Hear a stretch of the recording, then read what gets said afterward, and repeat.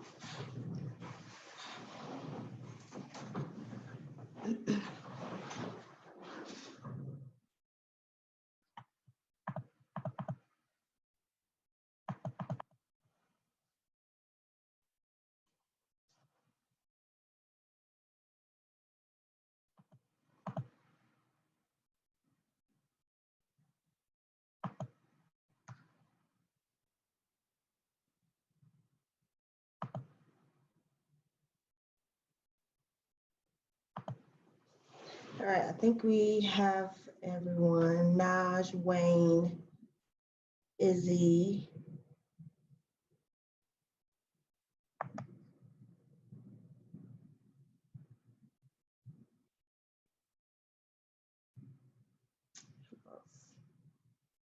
Wayne, are you coming on video?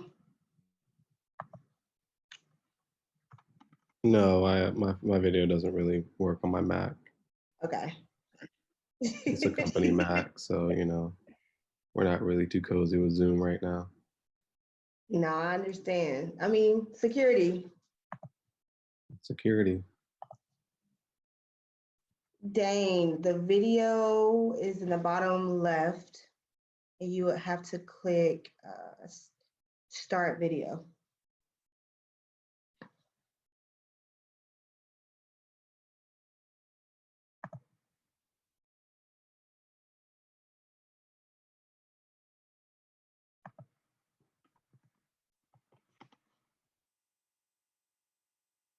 Let's check.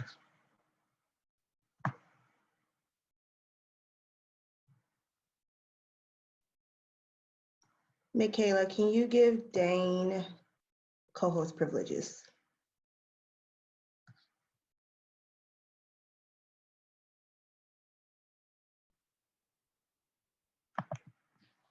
I think we have everyone.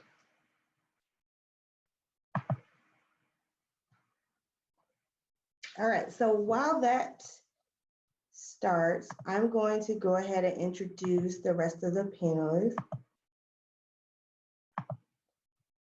So thank you all for joining. That was a pretty dope listening party. I really felt like I was out at a day party. So I know Adrian and I were chatting, and I'm definitely tired of this coronavirus situation because I need to be out. So I hope today you'll get from this panel some key skills and tips for entering cyber, but you'll also learn how to network with individuals in cyber, not only just through LinkedIn and emails, but traditionally and non-traditionally as well.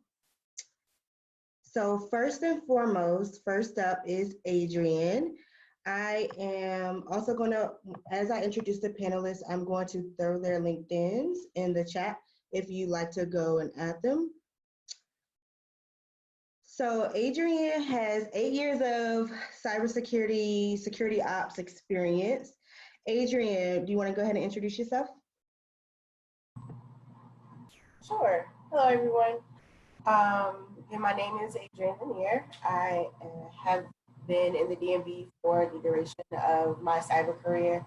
I have been in roles from very beginning, entry level to senior analyst, and I currently am in managerial roles where I am positioned to scout and hire talent and mentor, which has been a goal of mine.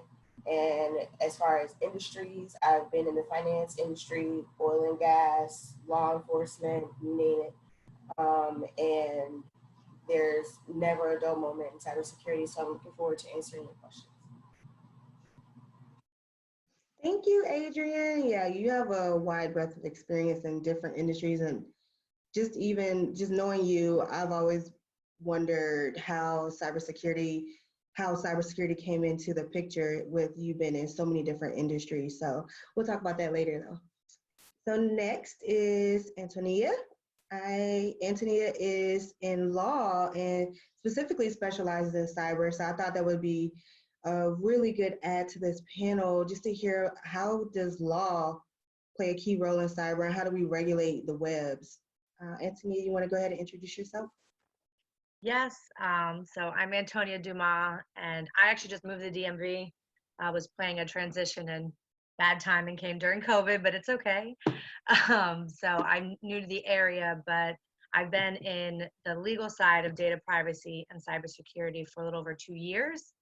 But years back was involved in like website development and things and dealing with sort of basic stuff in security, and I've always been interested in the tech side. So after law school and joining a virtual law firm, I've developed my practice with dealing with cybersecurity controls and frameworks like NIST and ISO and how those tie into the new regulations that are appearing in the US. So I'm very happy to be here with all you cyber professionals, and I'm glad you let a lawyer join the group. So thank you. Yeah, no problem. Sometimes we forget how cyber is an everyday part of our life and it's in everything that we do. So I thought thank Michaela for connecting us, and I really appreciate you joining today. Next up is Dane. He is a 9-year vet in cyber consulting. And want to go ahead and introduce yourself, Dane?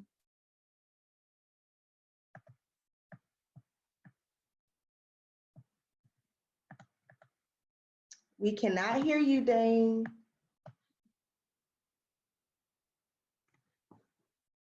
Nope.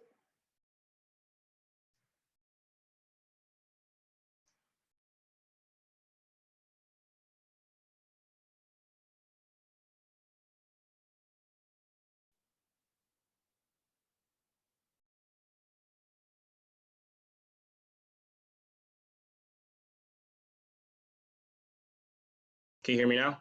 Yes, I can. Sorry about that technology. First and foremost, thanks to Nick and everyone who put this panel together. I think it's great. But yeah, Dane Kesey graduated 2013 from Virginia Commonwealth University. Shortly after, I moved to the DMV, where I actually started in IT. Worked at Freddie Mac. Also worked at a civil engineering company. Recently after that, that's when I transferred into cybersecurity and started at Deloitte, where I met some of my fellow colleagues such as Adrian. And currently now I'm a senior cybersecurity consultant at EY. So glad to be here and share my experiences. Thank you for being here. Yep. Next up, we have Izzy, also known as Ismail. Want to go ahead and introduce yourself, Ms. ISO lead? Hi, everyone. My name is Ismail Vixama, or commonly known as Izzy. I have been working in cybersecurity space for about 8 years now. I actually transitioned from a finance background, and throughout my years, I've primarily focused on governance, risk compliance, risk management framework. Similar to Antonia, I'm actually specialized in ISO 27001, NIST, and high trust for hospitals. My background, it consists of financial services. I've done some government work with CDC, DHA, and I've also worked in cybersecurity research and development, doing some things in blockchain. So I have a little bit of, I guess, everything. I'm glad to be here and glad to be speaking to you all. I'm glad to have you here. I really thought your background was interesting because everyone thinks, to get into cyber, you must start in cyber. So it's good to have someone who's transitioned to inform other individuals about how they can do so as well. Absolutely. All right, next up is Naj, who is a forensic scientist and cyber consultant. Naj, want to go ahead and introduce yourself? Hi, everyone. I'm Najla Lindsay. I am the current career transition person on this panel. I am very grateful to be here. My background is forensic science, so very heavy technical with a concentration in chemistry. But 2 years ago, I decided that it was time to learn something new and join the tech industry. So me with forensic science, there's so many different areas of it. And I wanted to be in a field where I know that there are multiple areas and I'm not pinned down to one specific function. And so I did some research and I talked to some people, a couple of people actually on this panel, and I learned about cybersecurity. So I've been digging and digging and digging myself further and further into it. And then I am choosing to merge my forensic science background with digital forensics and incident response, as well as some penetration testing as well. So thank you for having me, Vic. Thank you for putting this all together. And I look forward to talking with everyone. Thank you for being here. I'm definitely interested in hearing more myself just about how forensics. I saw your talk the other day. I was watching it, and I'm definitely interested in hearing about that a little bit more. Thanks. Next up, we have Renzo. Hey everyone, my name is Renzo Quadros. I'm actually with Google Consulting in their cloud security practice. They're a North America regional practice lead, so that means I interface a lot with Wayne and a bunch of other people as well. I've been in the security space for what seems like forever, coming up on about 20 years right now. I remember actually getting into it way before like all the tools like Metasploit were out, so it's been kind of an amazing journey. And I want to say my areas right now I focus in on security are definitely blue teaming, definitely a big focus on logging, monitoring, alerting, and also helping Google drive their cloud security consulting business. With that, I'll pass it on. Thanks, Renzo. And we'll chat more about that because it's interesting to hear how cyber plays a key role in industry and consulting. So there's a lot of individuals who always ask, how do you get into a cyber career, even if you're not in industry? So I definitely pull on you to answer some of those questions. And last but not least, Wayne. Hey, Wayne Dennis. I currently work at Accenture as their global practice lead for Google Cloud. Background, I have a degree in political science. I have about 8 years of experience in the industry. Prior to my current role, I was actually the West Coast products lead for security. And then before that, I was at PricewaterhouseCoopers, PwC, where I drove our OT security practice. I think before that, I was at Westinghouse Nuclear, focusing on nuclear testing. My background is pretty diverse and varied. I have just ubiquitous experience across, mostly non-traditional cybersecurity. So specifically around embedded systems, AI, machine learning, drones, connected cars, pretty much anything non-traditional. I probably have some sort of deep expertise in that capability from an embedded systems perspective. I actually got my start in AI or machine learning, statistical mathematics, etc., working with the federal government, and then parlay that into a pretty dope cyber career. So happy to have discussions on what security looks like from the technical side in industry and also on the consulting side currently. So yeah. Thank you, Wayne, and definitely have a large breadth of experience there. James, I have you. I have you here as well. I wanted to just pull on you last because one of the biggest things right now is that we have a lot of individuals. I was in a few chats and there were so many talks about how SBA is handling things in the cyberspace with people committing fraud, with the Paycheck Protection Program. So it's always good to have someone from the panel in that area and just trying to figure out how that plays a key role. There's so much in the news right now with that's hot. So definitely wanted to have you introduce yourself, and we'll be chatting more about that later. All right, I'll probably be restricting what I can say in a public forum, but hi everyone, James Saunders. I am the CISO of a federal agency, which I guess is SBA. So I've been actually working in IT since 2007. I like to say I came up through the ranks, pretty much tech support through desktop administration, so on and so forth. 2007 is when I actually started working in cybersecurity. So I've been in the game, well, 2010, I've been in the game for quite a while. So I worked in the medical field, financial services, but at this point, I've been primarily working within the government, both as a contractor and as a public servant. So some of the titles I held is security analyst, security engineer, reverse engineering, security architect, and now, again, CISO. So I'm happy to be here. Thank you all for inviting me, and I look forward to the questions. Thank you. So thank you all again. Thank you all for being here. I really appreciate you all just taking the time to speak to the general public just about your experience, how you got into the field, what you're doing next, and what you're studying. So I'll just jump right into it. And let's start with Dane and Renzo. So one of the biggest areas of cyber that I hear about is consulting, and everyone always asks how cyber plays a key role in consulting, and a lot of individuals actually don't know what consultants do. So I wanted to pull on you two to just talk about the breadth of experience. I know, Dane, you're currently in consulting. Renzo, you've been on the consulting side, and now you're in industry. What is it like? What was it like joining consulting, and how did it play a key role in joining industry, and what are the differences?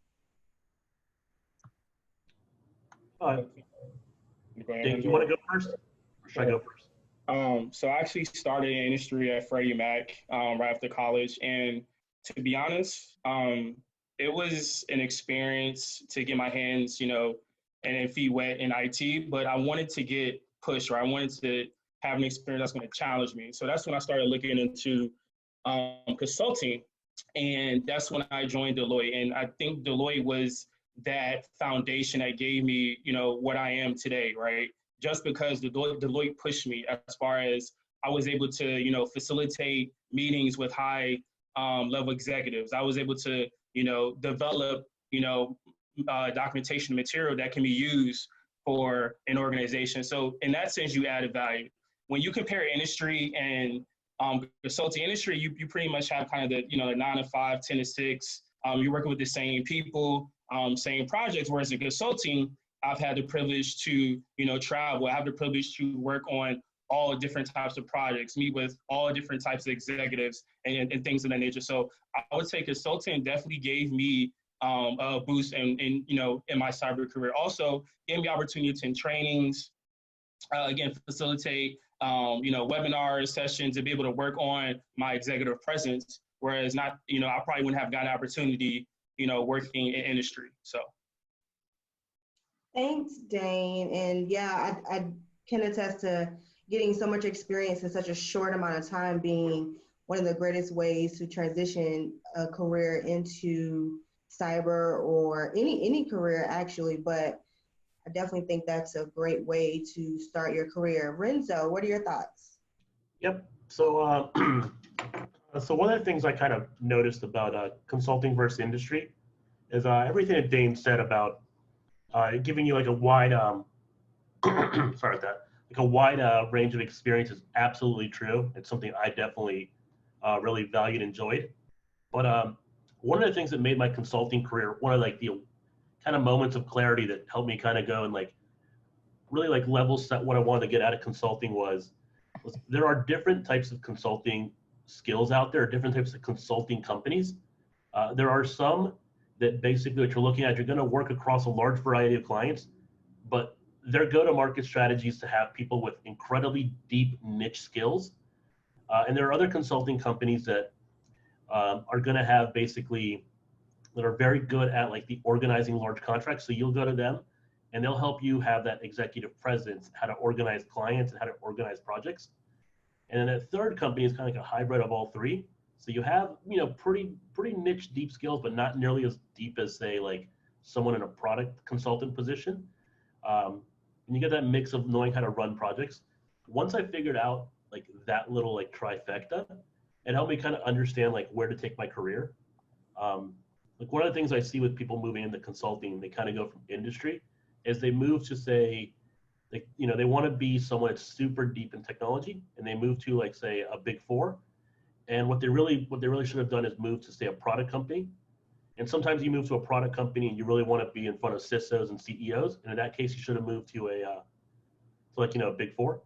Once I figured that out, like my consulting life was just a blast. It helped me just understand where I was and what I could do with it. But like Dane, it helped me just like I loved my time in consulting. It was a blast. Absolute best time of my life. So do you think Dane and Rizzo, do you think working with those CISOs gave you the ability to transition your careers? On my end, absolutely. My entire career at this point is effectively working with CISOs, CIOs, CTOs, the occasional CFO and CEO. Definitely having that previous experience in communication definitely helped, but also just having, one of the things consulting will give you is it'll help you kind of, you'll have someone watching you and giving you feedback and helping you understand how to craft your message so it's more business oriented, away from the technology, which is something that just, unless you have someone that knows, that's been there, done that, it's really hard to kind of make that transition. And consulting gives you that feedback all the time, which makes like your life, when you start talking to CISOs and CIOs, like your message is much better, your prompt structuring is much better, you align to the business, it really helps out a lot. Yeah, I definitely agree with that. And like Dane said, the executive presence is really big in consulting because you're working with CISO or CTO level individuals. So I really appreciate my time in consulting as well, which transitions me to a question for Izzy and Adrian. Cyber has about 24% of their workforce is women. So I wanted to just hear from your experience. How has it been navigating cyber as a woman or as a woman of color? And do you feel like you've sacrificed any likability you needed to be successful in cyber? Adrian, you want to take this one? Yeah. Do I feel like I've had to sacrifice my likability? Yes and no. I've always been able to be my authentic self. And some people will like you until they realize that they don't have the power to run all over you. There have been obstacles being a woman in the field, and there are far more women now than there were when I joined the industry almost a decade ago, which is great, but obviously 24% still is far from ideal. But I have incurred challenges such as being presumed the secretary in meetings when I've been management. And even just when I walked in the door on my first day, people would think I'm the new admin.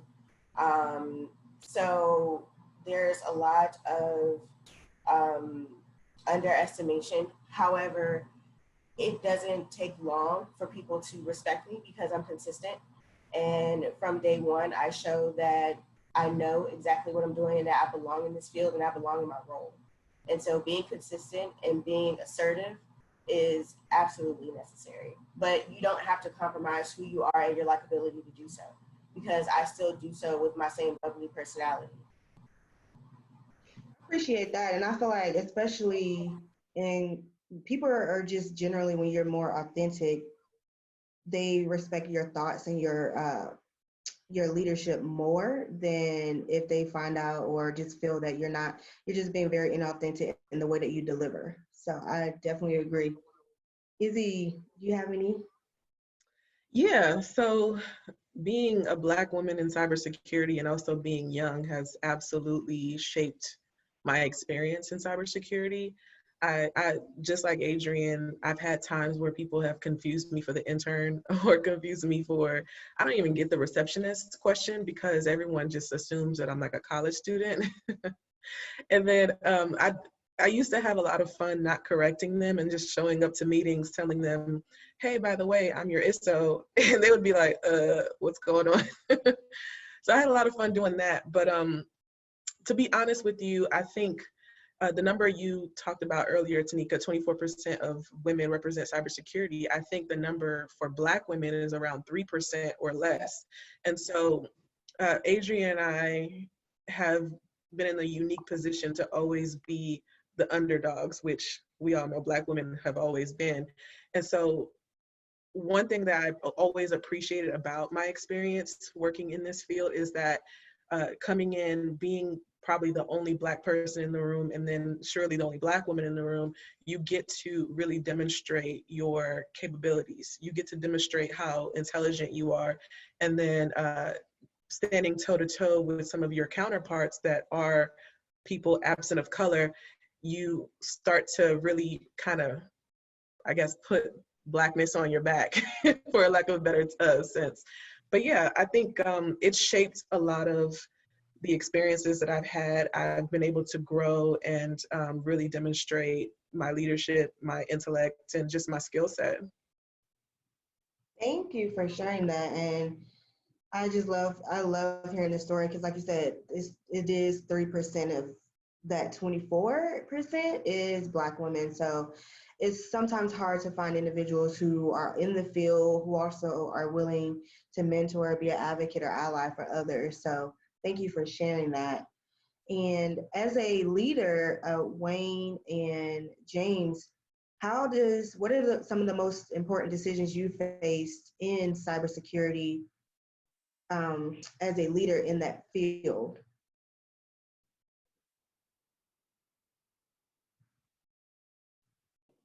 Is Wayne on? Yeah, I'm here. I think it's tough, because I work with, like, I don't work in the federal space, but I have done a lot of work within critical infrastructure.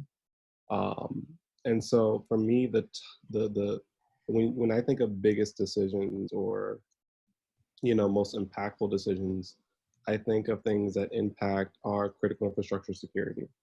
And so that calls back to a time where I wasn't a lead. I was working, back in nuclear or energy utilities, where a lot of the stuff that, we were dealing with never really saw the light of day. But, we definitely, I think, managed quite a bit of risk with respect to the regional or even national population. Nowadays, a lot of the decisions that I make or that, I work with are not as serious to, like, let's say the broader, the broader population, but are definitely serious for organizations. So I spend a lot of time dealing with, things that can seriously cripple a company from M&A perspective or divestiture perspective, cyber due diligence, really, determining what the strategic positioning is. Because again, I've said this a lot, like as organizations transition to more of a data-based model, where data becomes a big part of the product or the value prop, or even the company itself, the risks to that company becomes more pervasive. So I would say a multitude of decisions that deal with the efficacy and the security of a product of a pharmaceutical company, for example. Things that impact, like, for example, our drug environment, things that that impact the production and means to actually get over an illness or an outbreak, such as what we're dealing with this pandemic, COVID-19. I've dealt with a lot of those companies that are issuing out and are working on these vaccines. And since I transitioned to cloud, a lot of that stuff has become front and center with respect to how we're tackling it. And we realize that although those aren't explicitly security issues, security is a really big enabler in how we look at that, how we look at those problems. And ultimately, if we can't secure it, the product itself is not as useful or useless altogether. So yeah, a bit of a roundabout way of answering the question, but I don't think there's a really right answer to address it, depending on your background and experience. James, what about you? Yeah, I echo some of your same comments, and I pondered this one for a little while you were answering. So for me, in the position that I'm in, it's the application of a security policy. So if anyone ever dealt in security policy, you'll know that in certain areas it is purposely vague, so that a leader in the future can then make decisions. Well, that future becomes my reality quite often. So with that, it's a lot of the black and white type situations that's taken care of. I have a really amazing staff that's sharp, they're on top of their game. I get that last 1% that's in that gray area. So I need to figure out what to do. If I say do this as a one-off, there's no one-off that comes out of my email address or from anything I state. It's a one-off becomes a de facto policy, unwritten, but it becomes a policy. So with that, my biggest decisions I face daily is when to respond. That's the big one. How to respond and in what form to respond. So what I learned generally is to don't respond right away, because anything I say becomes pretty much policy that the ISOs will probably look at me like I'm crazy. The security technologists will say that doesn't make any sense. So no, slow down, take time, balance the risk versus rewards, really consult with the team and the different business owners, and then collectively we need to come back to a risk-based conclusion that makes sense in alignment to the security policy for the agency. So in short, it's when and how to respond is my biggest decision daily. Thanks for sharing that, both Wayne and James.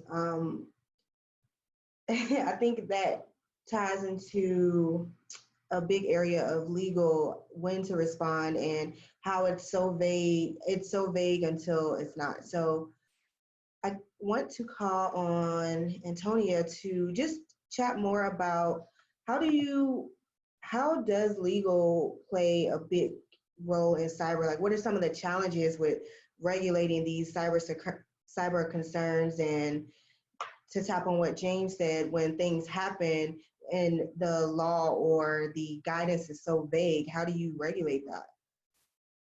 Yeah, so that's the biggest challenge. And what I like about what I do, having worked in a lot of different sectors before and having worked in a lot of different areas of law, is that, problem solving and that solution and how you establish what those solutions are going to be, not to be too rigid so that you can be flexible, because technology is changing very quickly.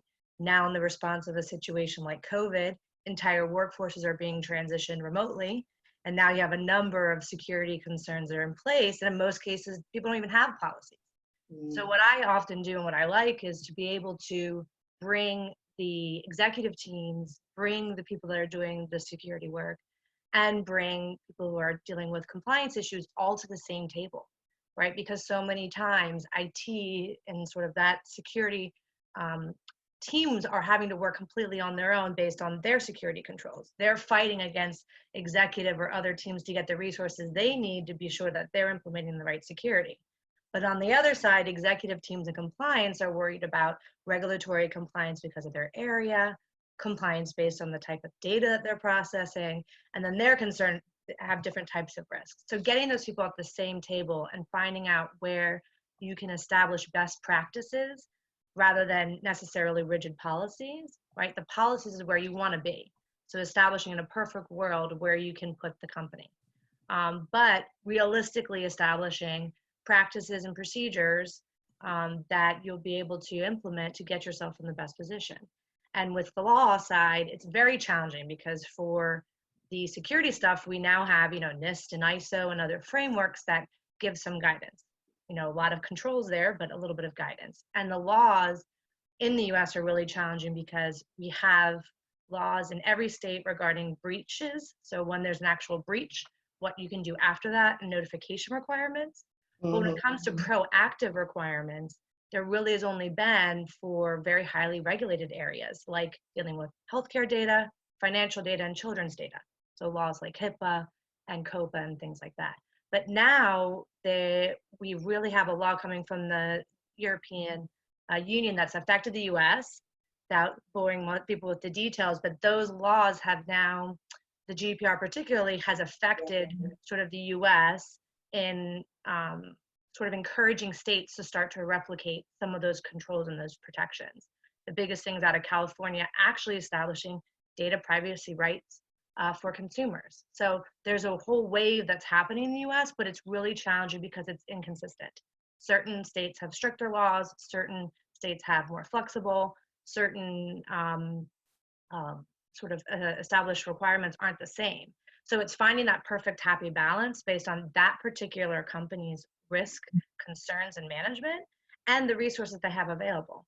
So it's really sort of a patchwork system of going, okay, what can we find to kind of put the best solution and allow that to be flexible as the law develops. Yeah, it's so much going on in that law space that I'm like, do you specialize in one area? Do you specialize in many areas? Because you could receive so many clients that, like you just said, you have financial, you have tech, you have healthcare. It's super hard to understand. For me, I don't think I will be able to remember all the legalities of each area, but I'm sure there's some overlap. Mm-hmm. Yeah. Speaking of law, finance, and healthcare, and how that is all of those areas need to be regulated by cyber. Naj, I wanted to hear from your background and how you transitioned into more information security roles and how forensic science plays just a key role in the InfoSec sector.